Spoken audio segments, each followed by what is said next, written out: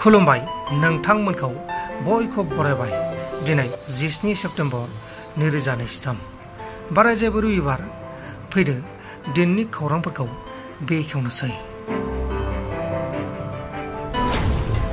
बोरमा आरो हांसो खावबाय थानाय समावनो हमजादों। अरुणाचल आरो आसाम बर्डारनि साखाथिनि वारा गामियाव सानै ड्राग्स फेनाय सुबुङा बोरमा आरो हांसोखौ खावबाय थानाय समावनो गामिनि रायजोफोरजों हमजादों।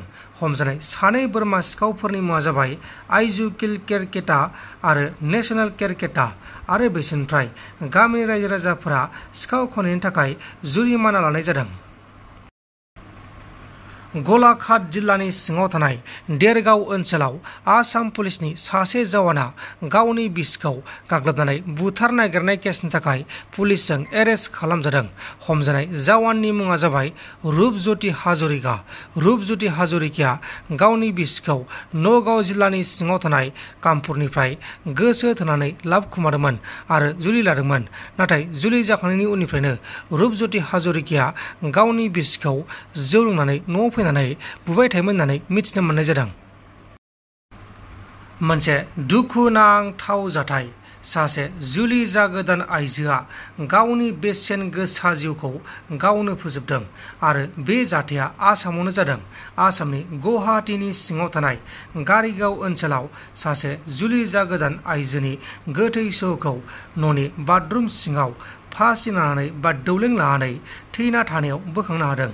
थैनाय आइजोनि मुङा जाबाय सेलेमा बेगम, मुस्लिम आइजो। नाथाय जुलि जागोदान सेलेमा बेगमा मानि जाहोनाव थैखो बेखौ दासिमाव गुमुर मोनथ'नाय जायाखै। दा बे जाथायनि सायाव नायबिजिरनाया सोलिगासिनो दङ। लोगोसे बे जाथायखौ लानानै ओनसोल नाङैनो दुखु मोननाय फोरमायदों। बजालि जिल्लानि सिङाव थानाय सुरुपेटा बेंखननि सासे सोरखारि मावथिआ सासे मानसिनि हा फाननाय बायनाय खालामनायनि प्रसेसखौ आबुं खालामनो थाखाय रां जाख्ल'दोंमोन आरो रां लाबाय थानाय समावनो उदाङै एरेस्ट खालामजादों। हमजानाय सोरखारि मावथिनि मुङा जाबाय शौकात आली। दा बेखौ एरेस्ट खालामनानै आयेननि बायदि साजा होनाय जासिगोन।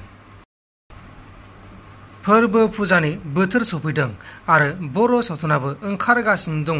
खांख्राइ सावथुनखौ फावखुंग्रि हेलेना दैमारि, प्रियंका लाहारी, फावखुंगुर अम प्रकाश केरकातारि आरो बिथोनगिरि पंकज लाहारी बिथांमोना बाख्नायदों।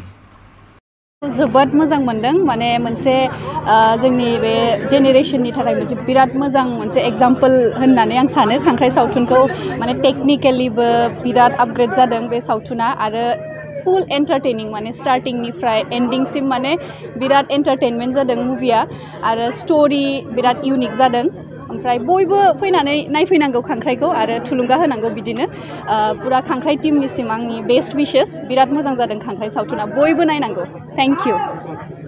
खांख्राइ फिल्माथ' दा रायजोफोराथ' बिराद मोजां मोनदों। ओमफ्राय आंबो बिराद एक्साइटेडमोन आरो बिराद मोनसे पजिटिभ वाइब्स मोनदों जे बिदि मोनसे फिल्म बा सावथुन मोनसे दिहुननायखाय। आरो मेसेजआ बेखौनो होनो नागिरो जे बेखौ एक्सुवेलि गामिनि खौसेथिखौ माने देखायदों जाहाथे बयबो एकता मोनसे बयबो माने सापर्टिभै थानांगौ जाहाथे नांलाय खमलाय जेबो जाया। एक्सुवेलि बेनो मेसेजमोन खांख्राइनि। खांख्राइया जेरैबायदि माने रावखौबो माबा आवगायनो होआ, स' बेबायदिनो खायसे खायसे मानसिफोर गामिनि बिदि इस्युसफोरनि माबायाव आन्दाराव बे एक्सुवेलि बिदि खांख्राइखौ बानायनाय जादों। स' आं सानो जे रायजोफोरा मोजां मोनगोन। इसे इउनिक स्ट'रि।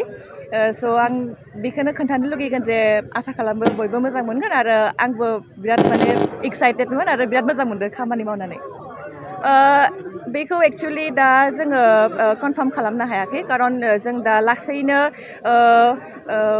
डिसकास खालामनानै रायजोमोननो जों फोरमायगोन जे बिराद थाबैनो बेखौ नायनो मोनगोन रायजोफोरा। आरो अलरेडि इउटिउबाव ट्रेलार दिहुननाय जाखाबाय। बेनिफ्राय बिराद थाबैनो जोङो मेसेज हरगोन रायजोफोरनो जे मायाव खांख्राइ मुभिखौ नायनो मोनगोन। दुर्गा फुजाफोरावबो जोङो पेन्डेल खिन्थिगोन आरो कन्टेक्ट खालामनो हागोन। अलरेडि कन्टेक्ट नाम्बारा दंखायो जोंनि पस्टाराव। ओमफ्राय रायजोफोरा जुदि नायनो लुगैयोबा कन्टेक्ट नाम्बाराव कन्टेक्ट खालामबानो बे जोङो खांख्राइ मुभिखौ दिन्थिनो हागोन। सावथुना टटेल खांख्राइजों मोनथाम जासिगोन आरो आपकामिं मोनसे फैगासिनो गणेश बर'नि डिरेक्टर बोसोन होननाय आदा अम प्रकाशजों। बेबो माने बे बोसोरावनो रिलिज जानायनि बाथ्रा फैगासिनो आरो।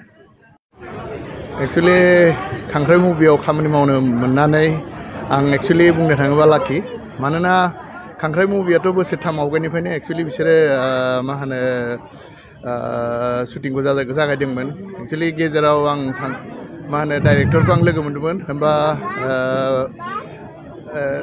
मा होनो हाल जांख्रा होननाय जेब्ला एलबाम खालामफैदोंमोन होमबानो बुंदोंमोन आदाया एसेबाबो खामानि मावनांगोन होननानै आं खांख्राइनि स्ट'रिखौ जेब्ला खोनाबाय होमबानो आं माने एक्साइटेड जानानै दंमोन जे बे मुभियाव एसेबाबो आं एक्टिं खालामगोन थ' दिनै माने बे खांख्राइ मुभिखौ नायनानै जोबोद मोजां मोनबाय आरो रायजोफोरा मोजां मोनगोन होननानै आं आसा लाखियो।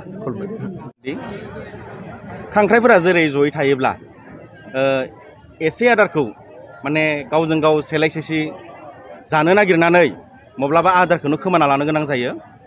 बे मोनसे मेसेजखौ ओरैबायदि बिथांमोना सुबुंफोरनि गेजेराव होनो सानदों जे माने गोसोनि लुबैनायखौ हमथानो नांगौ, मालायनि मुवा बेसादाव बांद्राय नोजोर होनो नाङा। जुदि गावजों गाव गोरोबलायनानै एकतायै इउनाइट जानानै थायोब्ला माने सान्थिया जे बांसिन थायो बेखौ बिथांमोना होनो सानदों आरो होनो नाजादों आरो बे जा बिथांमोना मेसेज होनो सानदों बे बेरखांदोंबो। माने खांख्राइ बायदि जानो नाङा जोङो जेब्लाबो इउनाइट जाना थांनांगौ। इउनाइट जाना थानायाव खौसेथि जाना थानायाव मोनसे गामिया दखरसे गामिया गोजोनै थानो हायो आरो बेखौ मेसेज होदों आरो बिथांमोना।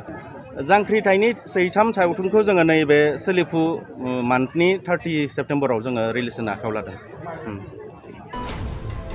नोंथांमोन दिननि खौरांफोरा बेखिनिल'मोन। बेखिनिसिम नायनायनि थाखाय नोंथांमोननिसिम रोजा रोजा साबायखर। गोजोन्थों। एसेनोसै। जय बर' हारिनि।